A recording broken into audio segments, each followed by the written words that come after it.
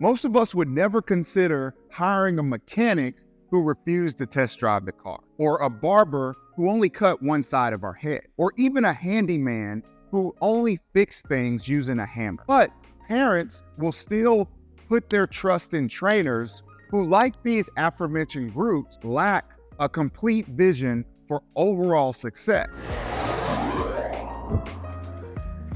Hi, I'm Jason Parker, and this is JP3 Training. And today we're going to talk about why most trainers do not produce the results that you're looking for when it comes to your kids' development. Now, first, let me say it's not the trainer's fault. The trainer is doing what a trainer does. However, it's the fault of most parents who put too much trust in trainers. You see, a trainer is for a very specific purpose, to develop skills only. But what most kids need to enhance their development is a performance coach. I'll tell you a little bit about my story. When I was 10 years old, we moved from North Carolina to Tulsa, Oklahoma. It was going to be the very first time that my dad was going to take me to a trainer. You see, up until this point, I'd always just worked with my dad, just the basic fundamentals of the game.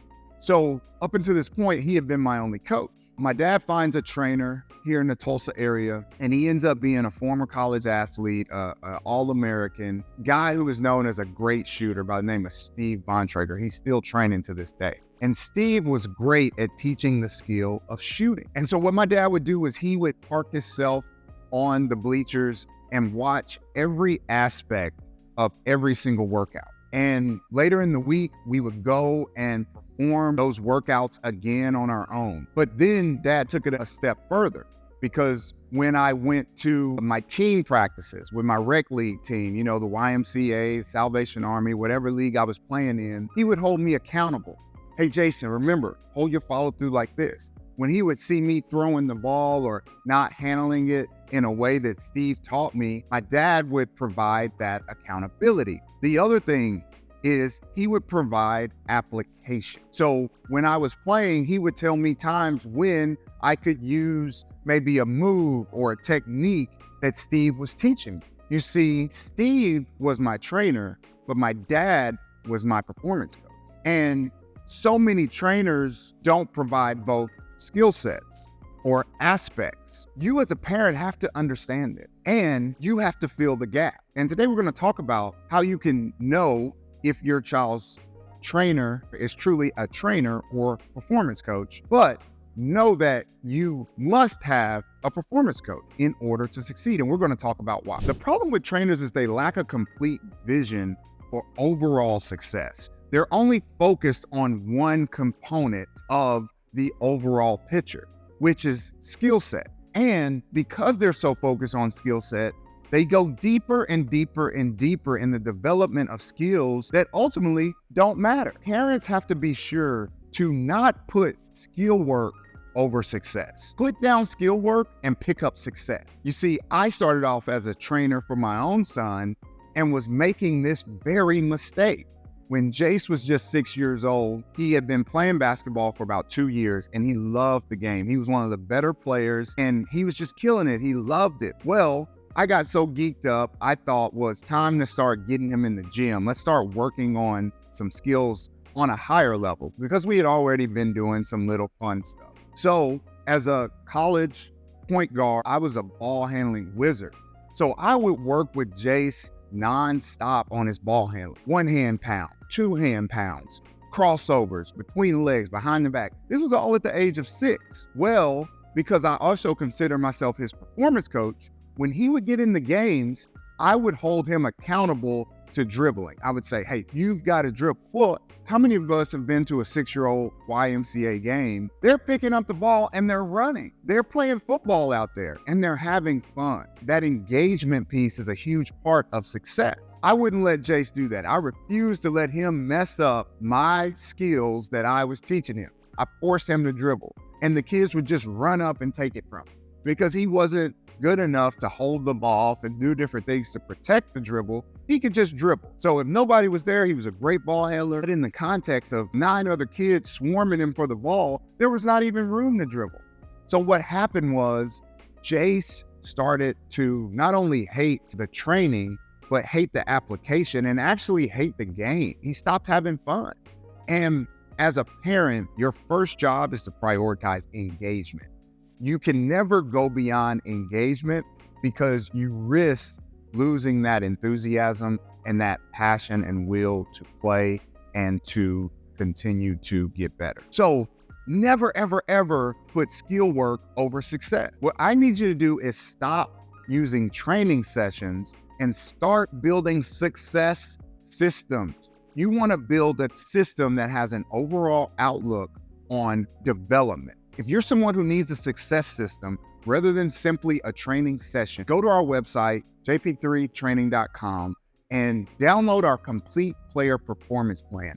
It will help your child get to the next level. That's JP3Training.com. So Jason, you're talking about systems over sessions. What is a system? A system is a measured process to track overall progress. What most trainers fail to account for is the fact that players are composed of 3 specific areas. And when you're paying attention to these 3 areas, the player has a better chance to succeed at a high level. First and foremost, what are the 3 areas?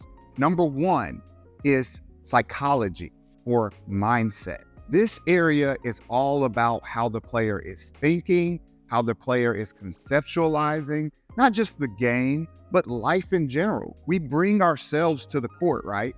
And if we lack confidence, if we lack the ability to persevere, if we lack social skills, all of that can play a factor in who we are on the court. So number 1 is psychology. Number 2 is performance. Psychology is all about mindset. Performance is all about skill set.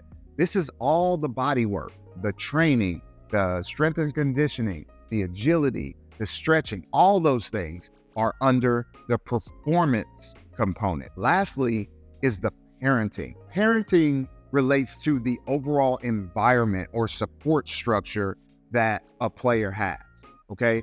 I have been training for 15 plus years, was a Division I All-American, pro athlete, have been an athletic director for over 10 years. I've seen players come and go at all levels. 95% of them have the right mindset, the right skill set, and the right environment or support structure. When you get those 3 things right, you get a lot right in helping that player develop towards their goals, whether their goals be to play at the highest levels or just to be a key contributor on any team they play on. So how to know if your trainer is just a trainer or a performance coach? First and foremost, performance coaches have a complete vision for overall success, okay? They're looking at all 3 components, psychology, performance, and parenting, in order to build a complete player. Next, performance coaches have an idea of the player's identity and inclination to apply the skills that they're learning. So if I'm teaching you behind the back, blow by, pull up, is that player one that's ever going to actually employ that move? Now, it may not be that entire move, but any semblance of that move. If not, I will want to modify that workout to implement skills that a player is going to use or is likely to use. Moreover, I'm going to know what the player lacks and apply some skills that are just one step beyond where the player is at this particular time. So it represents the next step in the player's progression. If the player is in a situation where they're never going to use that, similar to my son when he was 6 years old, he's never going to use a between the legs, behind the back crossover in a 6-year-old game. It looks great on Instagram, but it's not useful for him. So why not focus more on agilities, continue to work basic ball handling, and focus on things that are going to help him at the level, the opportunity level that he's at as far as what is actually occurring in his games. So performance coaches hold you accountable for application. Lastly, while trainers apply patience, performance coaches apply practicality to help advance overall performance, okay? Trainers have patience. They teach you things over and over and over again. Hold the follow through, get the shot pocket right, have the ball in the hip pocket or below. They apply patience. However, performance coaches apply practicality, not only the accountability, but the acumen behind when to actually use the move or the skill. So whether your trainer is just a trainer or a performance coach, know that you need to fill in the gap. You can fill in the gap with some of the materials that we provide. Maybe you as a parent can help fill in the gap. Maybe you have another coach or mentor nearby that can help provide that application piece, okay? But whatever you do, stop doing sessions, start applying systems.